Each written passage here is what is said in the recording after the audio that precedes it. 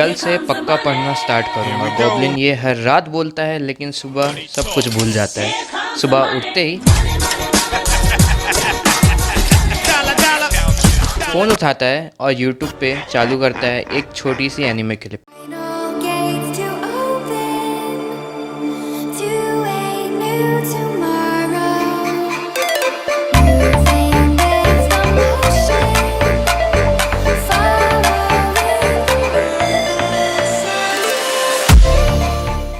पर क्लिप से एपिसोड बनता है, एपिसोड से बिंज वॉच, और फिर पता चलता है 2 घंटे कब उड़ गए बिना कुछ किए। और अब गिल्ट फील होना चालू हो जाता है। अब तो पढ़ना है यार, पक्का पढ़ना है, पर दिमाग ऑलरेडी फ्राई हो चुका है। फोकस नहीं बनता है तो बस किताब खोल के बैठा रहता है, सिर्फ तुम्हारे जैसा। 1 घंटा में सिर्फ 10 मिनट का काम। फिर गिल्ट में मॉक टेस्ट दे देता है बिना किसी तैयारी के, बिना किसी क्लैरिटी के। रिजल्ट देखते ही दिल टूट जाता है। Hello, my dear. Marks come, confidence और कम, लेकिन एनालिसिस ना यार, स्किप करते हैं, रिव्यू तो कल कर लेंगे। लेकिन अपना स्पाइडी वो अलग, उसने सुबह फ़ोन हटा दिया, पहले ही मेडिटेशन किया, उठते ही फिर प्रॉपर रूटीन किया, उसके बाद उसने गोल्स लिखे और मॉक टेस्ट एनालिसिस किया। सब समझा कहाँ गलती है। उसने हर बार के फेलियर से कुछ नया सीखा, अपने आप को इम्प्रूव किया, बेहतर किया, और इसलिए उसका कल कब आज बन गया। तो यार हीरो, आज अपन बात करने वाले हैं 5 science you will not clear JEE NEET if you do this. देखो यार, मैं ना आज तुम्हें बताने वाला हूँ कि ऐसी 5 चीज़ें, ऐसे 5 सिग्नल्स अगर तुमने ये ऑब्जर्व किए तो तुम समझ जाना कि तुम्हारा जेईई नीट निकलना बहुत ही मुश्किल है। तो let me introduce my self. मैं हूँ भरत और ऑफकोर्स आई एम एन एनआईटीएन। तो मैं जितनी भी बातें और जितने भी प्रैक्टिस तुम्हें प्रीच कर रहा हूँ, जितनी भी आदतें, टेक्निक्स, ये सब बता रहा हूँ ना, ये सब मेरी खुद की प्रूवन टेक्निक्स है जो मैंने फॉलो की थी और मैं एनआईटीएन बना। ठीक है, तो देखो बात ये है, जो पहला साइन है ना वो है not learning from your mistakes, learn from your failures. इसका मतलब ये है कि तुम मॉक टेस्ट देते हो ना, तुम्हें पता है मॉक टेस्ट कितना इंपॉर्टेंट होता है। ऑफकोर्स ये बात है, तुम्हारे कोचिंग में अगर तुमने चाहे ऑनलाइन लिया हो, ऑफलाइन लिया हो, वहाँ पे मॉक टेस्ट होते हैं ना। अब भाई तुम समझो, उस मॉक टेस्ट को ना बस देना नहीं होता है, उस मॉक टेस्ट को देने के बाद अच्छे से एनालाइज करना होता है।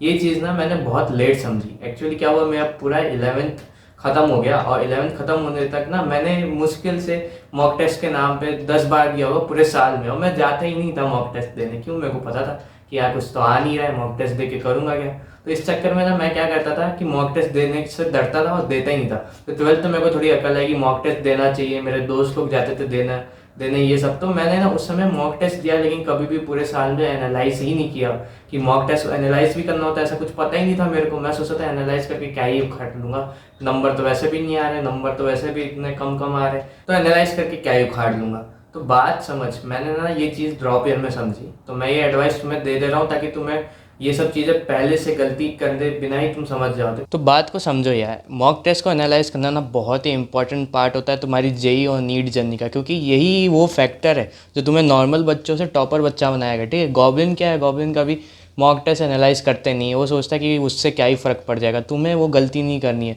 अगर तुम अपने आप को ऐसी जगह में पा रहे हो कि तुम मॉक टेस्ट को एनालाइज नहीं कर रहे हो, तो तुम समझ लेना ये one of the most important factor है उन बच्चों का जो सिलेक्ट नहीं होते हैं, समझे। तो तुम्हें अगर सिलेक्ट होना है ना, तो मॉक टेस्ट को सीरियसली लो, पहली बात तो।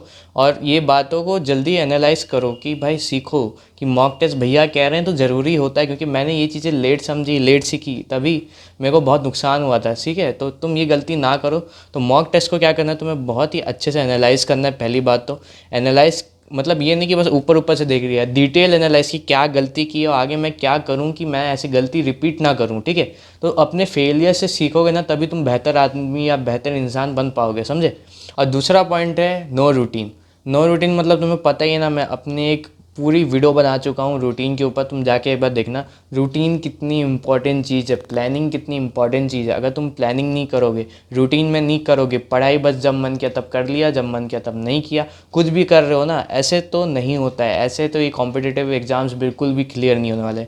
रूटीन और प्लानिंग तुम्हारा बेसिक बिल्डिंग ब्लॉक्स होता है। जो बड़े बड़े बिल्डिंग बनते हैं ना, इसको इस एनालॉजी से समझो कि बड़े बड़े बिल्डिंग्स है, उनके नीचे पिलर्स होते हैं ना। तो ये मैं तुम्हें पिलर्स दे रहा हूँ ताकि तुम वो बड़ी बिल्डिंग जो तुम्हारा नीट और जेई का प्रिपरेशन है वो स्टैंड आउट कर पाओ, तुम उसमें खड़े कर पाओ। लेकिन अगर वो पिलर्स ही स्ट्रांग नहीं होंगे ना तो पूरी बिल्डिंग ना धस जानी है।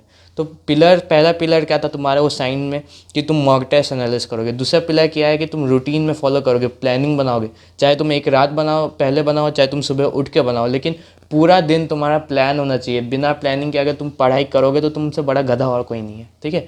ये बात समझो, हर IITian, हर NITian, हर एम्स का बच्चा ये चीज़ फॉलो करता है, तभी वो लोग उस मुकाम पे हैं जहाँ पे तुम्हें जाना चाहते हो, ठीक है। अपने आप को कोई बड़ा आदमी मत समझो कि मैं क्यों प्लानिंग करूँ, मैं तो जब मन करेगा वो पढ़ूंगा। तो फिर रिजल्ट भी वैसा आएगा, जो उनका मन करेगा वही देंगे तुम्हें रिजल्ट, लाखों में रैंक आएगी, उसके बाद रोते रहना। उसके बाद थर्ड पॉइंट आता है योर एडिक्शन टू डिस्ट्रैक्शंस, जैसे इंस्टाग्राम, अपना रील्स देखना, शॉर्ट्स देखना, यूट्यूब देखना, एनीमे देखना, और सबसे मेन बात बकचोदी करना। बकचोदी थोड़ी कम करो, क्योंकि बकचोदी के साथ ना बहुत ज़्यादा टाइम वेस्ट होता है। मैं जानता हूँ स्टूडेंट लाइफ है, 11th 12th है या 10th में भी होंगे कुछ बच्चे, एन्जॉय करना चाहते हो तुम, मैं समझ रहा हूँ। ड्रॉप ईयर में तो ये चीज़ें अपने आप गायब हो जाती है। अगर ड्रॉप ईयर में भी तुम बकचोदी कर रहे हो ना, तुमने ड्रॉप क्या ले रखा है भाई, ये नहीं होता ड्रॉप ईयर, ठीक है। तो बात ये है कि 11th 12th में तुम थोड़ी बहुत करते चलता है, लेकिन जितना मिनिमाइज़ कर सको ना करो। क्योंकि मैं ना तुम्हें कुछ क्लिप्स दिखाऊंगा ना ऐसे, बाद में आगे की वीडियोस में दिखाऊंगा। तो क्या है ना, मैंने बहुत ही ज़्यादा बकचोदी कर दी थी कोटा वाले ईयर्स में, तो मेरे को ना उसका बहुत भारी नुकसान भरना पड़ा था। मैं चाहता हूँ कि तुम ये सारी गलतियाँ मत करो।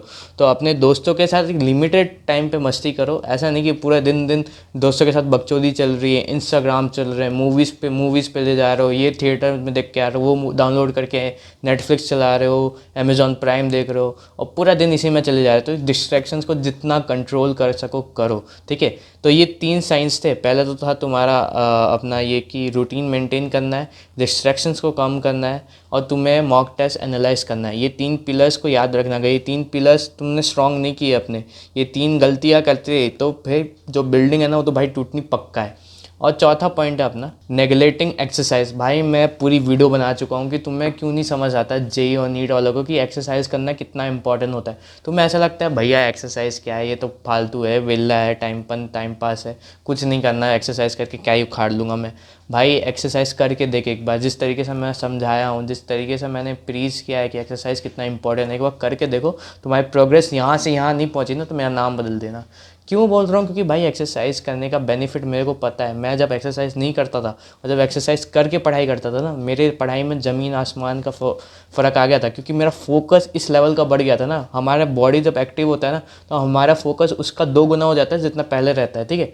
लेजीनेस से पढ़ाई नहीं होगी, एक्सरसाइज, एक्टिव माइंड, तुम्हारे बॉडी में ब्लड फ्लो जब एकदम एनी टाइम हाई रहेगा ना और माइंड एकदम शार्प रहेगा, तभी तुम्हारा फोकस एकदम हाई अल्टीट्यूड पे रहेगा, तब तुम्हारी जो पढ़ाई होगी ना उसका कोई कंपैरिजन नहीं है। अब फिफ्थ और सबसे मोस्ट इंपॉर्टेंट बात आती है भाई प्रोकास्टिनेशन। अगर तू प्रोकास्टिनेशन करता है, हर काम को कल पे डाल देता है कि कल कर लूँगा भाई, कल ही करूँगा, आज तो मन नहीं कर रहा, कल टेस्ट दे दूँगा, कल ये चैप्टर कर लूँगा, कल वो फॉर्मूला कर लूँगा, तो भाई बहुत गया, तो पूरी हालत तेरी ख़राब हो रखी है। प्रोकास्टिनेशन ये one of the most centre pillar है। अगर ये तूने गलती कर दी ना तो तेरी बिल्डिंग तो 101% गिरेगी ही गिरेगी।